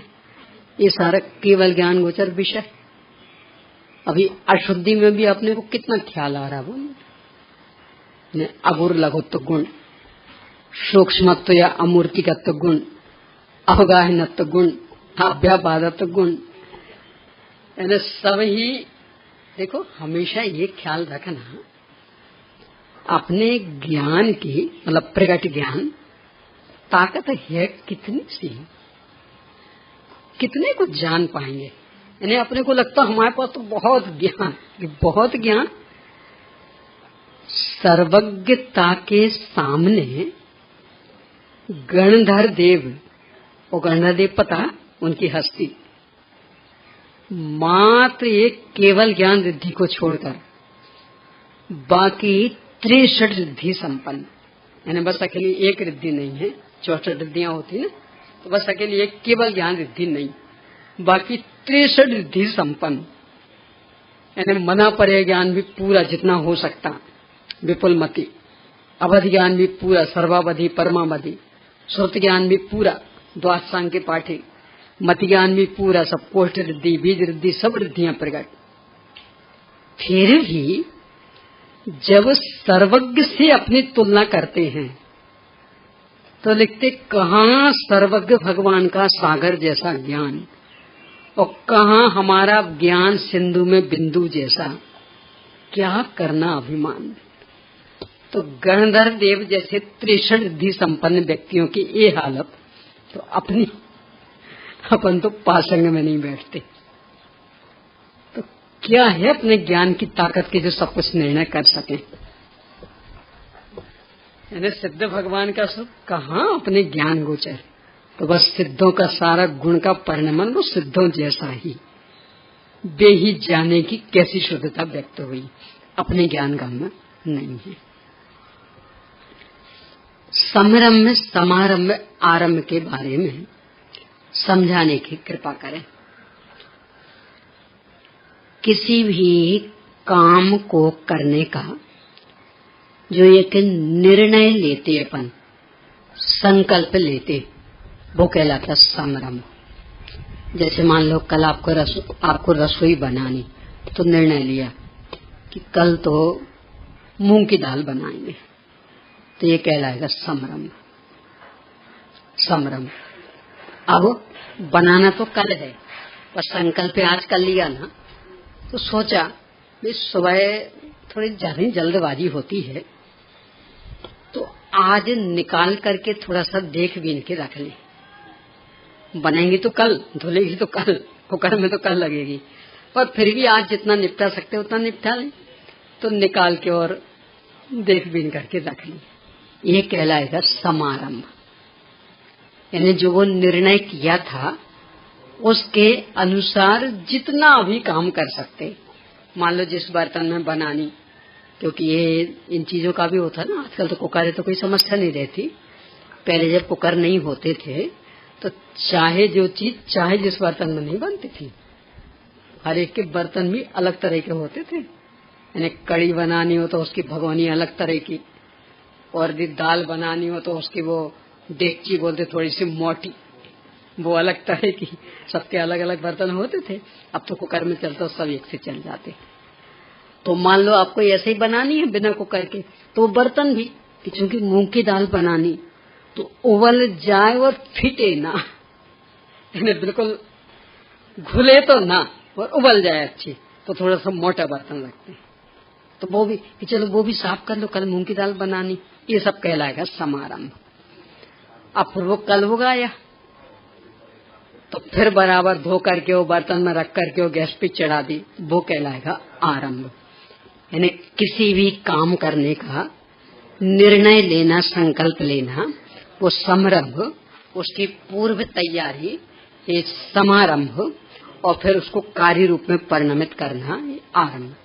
जैसे पूजन करने का भाव आया, तो कल अमुक पूजन करेंगे, ये विचार किया, इस समारंभ। अब वो अमुक पूजन किस पुस्तक में है कि साहब वो जिनेन्द्र अर्चना में तो नहीं है, किस में? वो जिनेन्द्र आराधना संग्रह में, चलो वो निकाल के रख लो। अथवा वो सामग्री भी कि चलो वो तैयार करके रख लो, कल 3 पूजने करने, तो 3 पूजन के हिसाब से, तो वो हो जाएगा समारंभ। और फिर कल बराबर वो पुस्तक लेके वो सामग्री तैयार करने लगे, ये सब आरंभ। इस तरह से औदैहिक भाव के बारे में समझाने की कृपा करें। अनंत भगवान के औदैहिक भाव कौन सा होता? कर्म के उदय की निमित्तता में होने वाले अपने परिणाम औदैहिक भाव कहलाते। रात को अपनी चर्चा आई थी, उदय और क्षय 8 कर्मों का होता, उनकी पूरी 148 प्रकृतियों का। इसलिए वास्तव में तो औदैहिक भाव 8 प्रकार के अथवा 148 प्रकार के, परंतु संक्षिप्त शैली में उन्हें 21 भेदों में गर्भित किया है। ये बहुत संक्षिप्त शैली, यानी 21 में 148 प्रकृतियां गर्भित हैं। 148 प्रकृतियों संबंधी औदैहिक भाव गर्भित हैं उन 21 में। जिनको ज्यादा जिज्ञासा हो तो तत्व ज्ञान पाठमाला तत्व ज्ञान विवेचिका भाग 1, रात को जो चल रही वो तो तत्व ज्ञान विवेचिका भाग 2। तत्व ज्ञान विवेचिका भाग 1, उसमें 5 भाव वाला पाठ है। तो उसमें ये भी तर्क उठा के कि जब ये भाव इतने इन संबंधित दशाएं इतने कर्मों में होती और इन कर्मों की इतनी प्रकृतियां, तो फिर भाव भी उतने होना चाहिए, तो भाव के इतने भेद क्यों? तो ये प्रश्न उठा के वहां उनका उत्तर दिया। खास करके इन चारों भावों के संदर्भ में पारिणामिक भाव को लेकर के तो कोई समस्या नहीं कि औदिक भाव कि जब पूरी 148 प्रकृतियों का उदय, तो औदिक भाव के 148 भेद होना चाहिए, 21 क्यों? ऐसे क्षयिक भाव कि संपूर्ण कर्मों का क्षय होता तो 148 का क्षय, तो 148 क्षयिक भाव होना चाहिए, 9 क्यों? ऐसे क्षय उपशमिक भाव कि क्षय उपशम तो 26 प्रकृतियों में होता, तो फिर 26 भेद क्यों नहीं, 18 क्यों? उपशम में कोई समस्या नहीं है, क्योंकि उपशम तो अकेला दर्शन मोहिनी और चारित्र मोहिनी का ही होता था, तो वो संबंधित 2 भाव, पर बाकी 3 संबंधी प्रश्न खड़े करके वहां उसका समाधान दिया है। तो विस्तार से जिनको जिज्ञासा हो तो उसको देखिएगा। यहाँ अपन संक्षेप में चर्चा करते कि कर्म का उदय जिनमें निमित्त, जीव की ओर से भी परिभाषा है। इन 5 भावों की परिभाषाएं 3 ओर से दी हैं।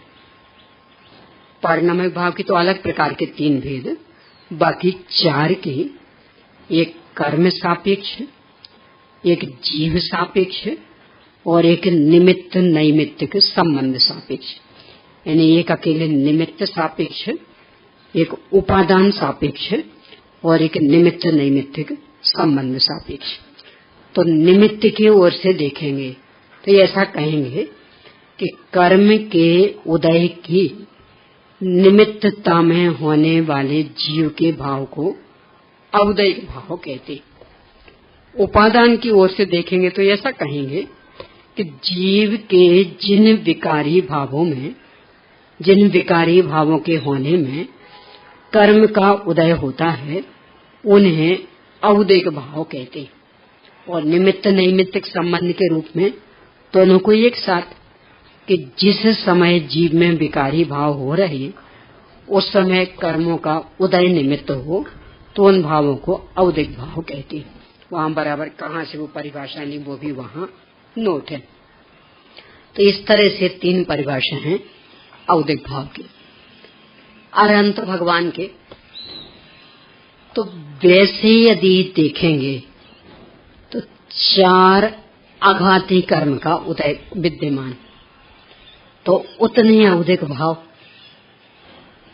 पर 21 भावों में तो उतने नहीं गिनाए। तो यदि 21 भावों की ओर से देखेंगे तो 4 गति,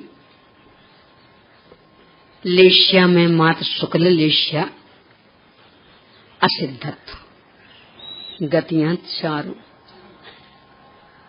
एक दिन चर्चा की थी अपन ने यहाँ कि 4 गतियों का एक साथ बंद होता रहता पूरे जीवन भर, स्तविक संक्रमण में संक्रमित होकर के भी खिरती रहती, तो वहां तक 4 गतियां चल रही, बंद नहीं। बंद तो मातीरिया पता तो बंद कुछ भी नहीं है। ये तो औदयिक भाव की चर्चा है ना। उदय, तो उदय में 4 गति, एक शुक्ल लेश्य, ये भी औदयिक भाव, और एक असिद्धत्व, ये औदयिक भाव। तो बस ये 6। बाकी वहां यानी 4 कषाय नहीं, 3 लिंग नहीं, मिथ्यात्व नहीं, अज्ञान नहीं, असंयम नहीं, ये कुछ भी नहीं। तो इतने औदयिक भाव वहां है। अकाम निर्जरा और सकाम निर्जरा समझाने की कृपा कीजिए। काम यानी होता इच्छा, चाह, जिसमें एकासन उपवास आदि तप करने की अथवा कर्मों को नष्ट करने की हमारी कोई इच्छा नहीं थी, पर कोई ऐसा प्रसंग बन गया कि जिस नियम के अनुसार हम भोजन पानी लेते वो पलता नहीं दिख रहा, तो उसमें हमने कषाय की मंदता ही रखी। अब ठीक है, नहीं योग बन रहा तो नहीं सही, कषाय तीव्र नहीं हुई तो कर्म तो उदय में आके खिर गया, वो कहलाती अकाम निर्जरा। जैसे उदाहरण ले कि मान लो प्रवास में हैं हम, कहीं भी रेल से जा रहे हैं, रिजर्वेशन उसी गाड़ी का है कि जो 12 बजे वहां पहुंच जाती दिन में, तो लग रहा था कि भी लेट होगी, तो आखिर कितनी लेट होगी, 1 बजेगा, 2 बजेगा, 3 बजेंगे, और नहीं तो कम से कम एक बार भोजन तो हो ही जाएगा। तो कोई हमारी उपवास की प्रतिज्ञा नहीं थी, पर अब वो तो लेट होती गई होती गई होती गई। तो जिसको 12 बजे पहुंचना था वो पहुंची रात को 8 बजे। अब रात्रि भोजन का तो प्रश्न ही खड़ा नहीं होता, तो पूरे दिन भर भोजन नहीं हुआ, उपवास जैसा हो गया। पर हमारी कोई प्रतिज्ञा नहीं थी, बिल्कुल 4 बजे तक भी ये भाव चल रहा था कि यदि अभी भी गाड़ी कवर कर लेती है, क्योंकि लग भी रहे थे लक्षण, पर बीचों फिर एकदम से कहीं पटरी उखड़ गई, उखाड़ दी गई, ऐसा हो जाता बहुत। मेरे साथ 2 बार ऐसे प्रसंग बन चुके। अब ये आषाढ़ की अष्टांगा में कलकत्ता में थी, वहां से आ रही थी जयपुर शिविर के समय ही, तो वहां से बराबर व्यवस्थित समय पर रवाना हुई थी गाड़ी। पर यहाँ अपने ईसरी के पास में उन आतंकवादियों ने पटरी उखाड़ दी, 3 घंटे पड़े रहे गाड़ी में। वो उस समय बालचंद पाटनी साहब थे, और उनने वो जो इनमें सुना, वो पटरी उखड़ गई। अभी तो घबराए, हे भगवान क्या हुआ होगा। फोन पे मैं तो जो मोबाइल रखती नहीं हूँ, करें संपर्क तो किससे करें। वहां स्टेशन मास्टर से की, तो भाई गाड़ी तो सुरक्षित है, गाड़ी को कोई क्षति नहीं पहुंची है, सब यात्री बराबर सुरक्षित, क्योंकि पहले से ही पता लग गया था, तो ड्राइवर ने गाड़ी आगे बढ़ाई ही नहीं। वो पटरी की मरम्मत चल रही है, 2-3 घंटे में हो जाएगा काम, हो जाएगी चालू।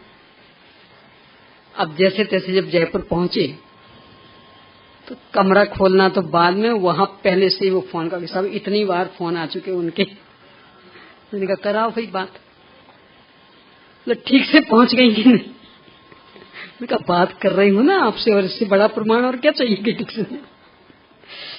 तब कहीं उनके जी में जी आया, ऐसी स्थिति बन जाती। एक बार दिल्ली का ऐसा हो गया था, औरंगाबाद से दिल्ली आ रही थी, आत्माती टेस्ट पे जाना था, तो जिस गाड़ी से रवाना हुई थी उसे 12 बजे दोपहर को पहुंचना था। तो सोच रही थी भाई कितनी लेट होगी, आखिर 1 घंटा, 2 घंटा, 3 घंटा, तो दिन में एक बार तो भोजन हो ही जाएगा। पर वो तो लेट होती गई होती गई होती गई, 8 बजे पहुंची दिल्ली। ऐसा हो जाता।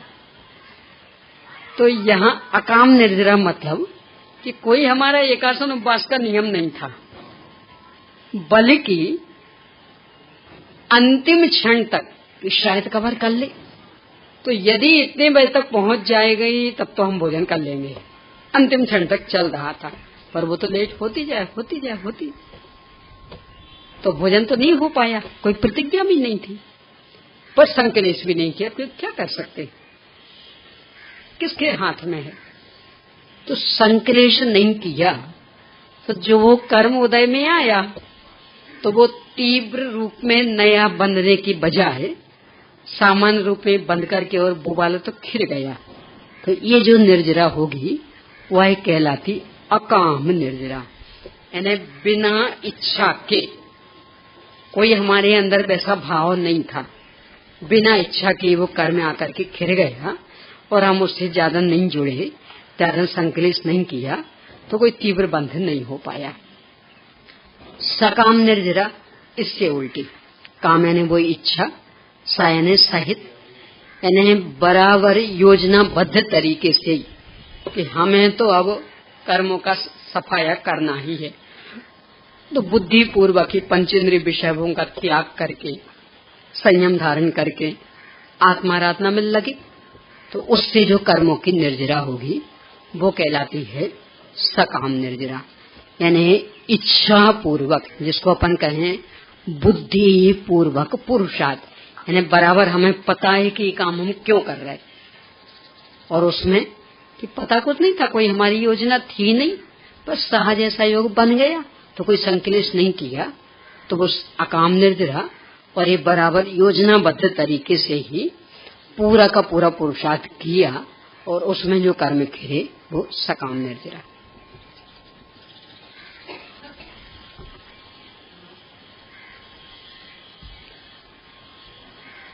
पूजन के समय, स्थापना के समय आह्वानन, स्थापना, सन्निधिकरण क्यों नहीं बोला जाता? ये तो भावात्मक है, तो आपने तो उत्तर दे दिया कि भावात्मक है, तो भावात्मक को बोला थोड़ी जाता। देखो ऐसा करना, मैं बता रही ना, तो बार बार ये बोलूं कि देखो मैं कुछ बोल रही हूँ, आप सुनिए, और फिर एक बात बोलूं तो देखो मैं बोल रही हूँ, आप सुनिए, क्या कहोगे? कि हम सुनने को बैठे हैं ना, आप सीधे सुनाते जाओ ना, ये कहा को बार बार कह रहे कि अब मैं बोल रही हूँ आप सुनिए, अब मैं बोल रही हूँ आप सुनिए। कि हमें तो पता है कि आप बोलने के लिए आई और हम सुनने के लिए आए, तो आप तो बस चुपचाप सुनाते जाइए। यानी जो काम करने बैठे हैं, अब उस काम का नाम लें बार बार। यानी भोजन करने बैठे हैं और आप भोजन परोसने बैठे, देखो अब मैं भोजन करने बैठ रही हूँ, अब भोजन करने बैठ रही हूँ, और आप कहें अब मैं परोसने बैठ रही हूँ, अब मैं परोसने बैठ रही हूँ, कैसा लगेगा? कह रहे बैठ गए ना, तो आप अपना काम करो, अपना काम करेंगे, हम भोजन करेंगे, आप परोसो, कहना क्या है? तो ऐसे ही आह्वानन, स्थापन, सन्निधिकरण हम कर रहे हैं, जो कि भावात्मक है, तो भावात्मक को कहने की आवश्यकता थोड़ी होती। वो मंत्र पढ़ के हमने अपने मन में भगवान को विराजमान किया, तो क्रिया कर ली, कहने की कोई आवश्यकता नहीं पड़ती। तो इति आह्वानम, यानी ऐसा जो मैंने किया, ये आह्वान किया है, ऐसा जो मैंने किया, ये स्थापना की है, ऐसा जो मैंने किया, ये सन्निधिकरण किया, ये कहने की आवश्यकता क्या है? बस वो कर लिया ना, तो वो ही इसका सबसे बड़ा प्रमाण कि हम ये काम कर रहे थे। इसलिए वो शब्दों से बोले नहीं जाते हैं, वो क्रिया ही की जाती हर क्षेत्र में। यानी छोटे से छोटे काम को लेकर बड़े से बड़े काम तक। यानी घर में मेहमान आए, आपने उनको जल दिया पीने को, देखो अब मैं आपको जल दे रही हूँ पीने को, आपने फल दिए खाने को, देखो अब मैं आपको फल दे रही हूँ खाने को, तो कहोगे तो कैसा लगेगा बेटा?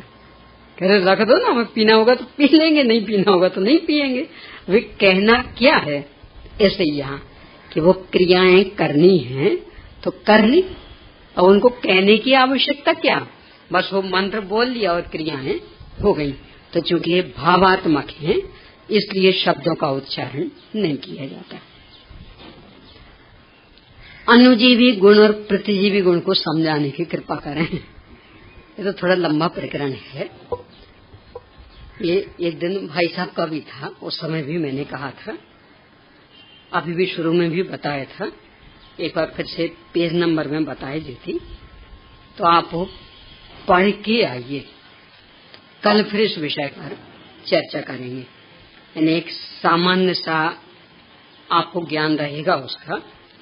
30, 31, 32 और 33 पेज का आधा, यानी 30 पेज से लेकर 32.5 पेज तक इस पुस्तक का गवर्नमेंट सार कर्मकांड विवेच का भाग 1। इसमें अनुजीवी प्रतिजीवी गुणों का विश्लेषण किया है, और अपनी जो उपादान निमित्त चिट्ठी उसका सहारा लेकर के क्या स्थिति बनती है, इसमें क्या इनका महत्व है, ये सब बताते हुए। तो आप पहले पढ़ के आइएगा, तो चर्चा करेंगे तो कम समय में ज्यादा काम हो जाएगा, और बिना पढ़ा होगा तो फिर मुझे ही मेहनत ज्यादा करनी पड़ेगी। तो आप पढ़ के आइए, फिर बाद में चर्चा कर लेंगे। दर्शन गुण और ज्ञान गुण के बारे में दो बिंदु पढ़ने में आए। सामान्य अवलोकन को दर्शन कहते हैं और विशेष जानपने को ज्ञान कहते हैं। निर्विकल्प अनुभूति को दर्शन कहते हैं और अनुभूति के अलावा जानपने को ज्ञान कहते हैं। इसे स्पष्ट करने की कोशिश करें। इसके लिए भी समय चाहिए। अभी तो 4:15 बजने में मात्र 4 मिनट रह गए हैं, तो ये तो नहीं हो पाएगा। इसको अपन अगले दिन को ही छोड़ते हैं। षड्गुणी हानि वृद्धि भी बड़ा है, इसे भी अगले दिन को ही छोड़ते हैं और बाकी लेते हैं। अभिप्राय की वासना को कैसे पहचाने और उसे दूर करने का उपाय क्या है, इसको अभी लिए लेते हैं। थोड़ी सी भी यदि अंतरोन्मुखी वृत्ति की तो अभिप्राय की वासना ख्याल में आ जाती। देखो, एकदम स्थूल उदाहरण ले, उससे फिर सूक्ष्मता पर आएंगे। उदाहरण के लिए कि मान लो आप सगी देवरानी जेठानी, देवरानी धर्म समझते आप दोनों हैं, चलो बढ़िया। तो सगी देवरानी जेठानी, और मान लो अभी एक साथ ही रहती अलग अलग हो गई, अब नहीं, चलो तो आधा उदाहरण पर अभी मान लो कि एक साथ ही रहती हैं, यानी सगी देवरानी जेठानी और एक साथ ही रहती। तो जो भी आपके भाई वगैरह आएंगे तो वे तो एक ही घर में आएंगे ना। तो मान लो आपके भाई आए हैं, ये बहुत स्वागत कर रहे हैं, बहुत खुले दिल से। जब इनके भाई आते तो आप भी उतने खुले दिल से स्वागत कर रहे हैं।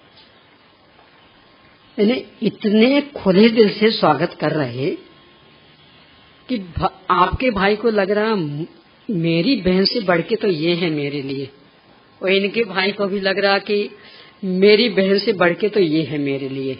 दूसरे देखने वाले को भी लग रहा कि वास्तव में भाई तो इनके और ये तो कितने स्वागत कर रहे हैं, और ये भाई तो इनके और ये कितने स्वागत कर रहे हैं। पर अंतर निरीक्षण करेंगे तो कि चूंकि एक साथ रहते हैं, यदि आज हमने इनके भाई का स्वागत सत्कार नहीं किया और कल के दिन हम कहीं बाहर गए हुए और फिर किसी काम से भाई आए तो फिर ये भी तो बदला निकालेंगी ना। तो स्वागत सत्कार में कमी रखेंगी तो भाई का अपमान होगा। तो वो ना हो जाए इसके लिए इनके देखते हुए इनसे भी ज्यादा आप कर रहे हर चीज में। यानी इनको भी लग रहा कि इतना तो मैं भी नहीं पूछती भाई को जितना ये साथ रही है। वास्तव में साथ रही ना। अभिप्राय में क्या चल रहा, कभी हमारे भाई का अपमान ना हो जाए। सम्मान तो किसका कर रही, इनके भाई का। किस लिए, मेरे भाई का अपमान ना हो जाए। तो ये बराबर अपने को ख्याल में आ जाता कि नहीं आ जाता। दिख तो रहे हैं करते हुए, पर अंदर से टटोले तो। यदि ये नहीं होती ना, कौन पूछता था, क्या लेना देना हमें। पर वो तो एक साथ रहते हैं, कभी हमारे भी काम पड़ा तो भाई का अपमान ना हो जाए कर लेते हैं। तो थोड़ा सा भी यदि उपयोग सूक्ष्म करते हैं तो बराबर वासना ख्याल में आ जाती। अब ऐसे ही यहाँ ले कि हमारे अभिप्राय में चल रहा कि शरीर में हूँ, पर जिनवाणी से को पढ़ लिया कि नहीं आत्मा का शरीर होता ही नहीं, तो बराबर ये भी कर नहीं शरीर मेरा बिल्कुल नहीं। ना मेरा शरीर के साथ एकत्व है, ना ममत्व है, ना कर्तृत्व है, ना भोक्तृत्व है। बिल्कुल मेरा और शरीर में तो अत्यंत अभाव, सर्वथा अभाव, और बराबर पूरा वैसा वैसा ही, और बराबर रट भी रहे मैं तो एक ज्ञायक भाव हूँ, शरीर से सर्वथा भिन्न हूँ, सब पूरा। अंदर अंदर अभिप्राय की वासना आत्मा में क्रोध आदि हो जाते कुछ असर नहीं पड़ता, और शरीर में मान लो अभी आराम से गर्दन ऐसी घूम जाती और अचानक ही ऐसा किया और एकदम से पेन हुआ, क्या हो गया आज दुख क्यों रहा है यहाँ, और फिर ऐसा किया तो फिर दर्द, फिर ऐसा किया तो फिर दर्द, आज यहाँ बहुत दुख रहा है, चलो डॉक्टर को दिखा दे कि नहीं मैं डॉक्टरी दवा तो नहीं खाती, तो ये चुप हो गई। अब वो दर्द तो बढ़ते ही जा रहा, फिर वो तकलीफ तो बढ़ रही, दिखा दे, चलो अच्छा दिखा दो, पता तो लग जाएगा कि क्या है, दवा तो मैं नहीं खानी है पर दिखा दो, तो गए दिखाने। अब उसने बताया कि ऐसा ऐसा है और बहुत सीरियस केस, कहो तो दवा लिख दो, कि नहीं मैं तो दवा नहीं खाती, आपकी मर्जी, पर केस बहुत सीरियस है। अब सोचा अच्छा क्या है, लिक्विड है क्या, नहीं लिक्विड तो नहीं है, और मैं कैप्सूल भी नहीं लूंगी, चलो कैप्सूल भी नहीं देती, तो चलो टैबलेट दे दो, बाद में प्रायश्चित हम ले लेंगे। यानी पहले तो डॉक्टर के यहाँ जाने की ही मनसा नहीं थी, और तकलीफ बढ़ती गई तो अभी तो डॉक्टर के पास जाने का मन बनाया था, फिर दवाई नहीं लेने का संकल्प, और फिर जब उसने कहा बिल्कुल सीरियस केस, हो सकता है अंतिम ही दिन हो आज का, और यदि ले लो तो शायद, तो फिर रास्ते निकाले, ठीक है लिक्विड नहीं देना है और कैप्सूल भी नहीं देना, चलो टैबलेट लिखे देते, बाद में प्रायश्चित ले लेंगे। अपने यहाँ प्रायश्चित इन्हीं दिनों के लिए तो होते हैं, और भूल गए। ये भी भूल जाते कि यदि वास्तव में आज अंतिम दिन हुआ तो ये दवाइयां बचा लेंगी क्या, तो प्रायश्चित लेने के लिए अवसर भी रहेगा, पर आशा पर आसमान टिका, ये है अभिप्राय की वासना।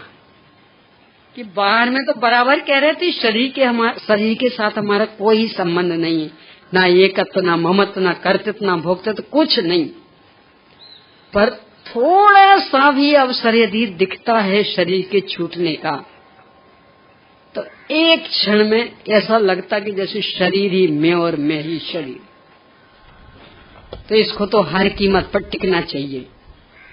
और फिर कहीं वो प्रायश्चित के नाम पर कहीं कुछ, बाद में पूरे जीवन भर को छोड़ देंगे और एक सेकंड में शिथिलता परिणामों में आ जाती।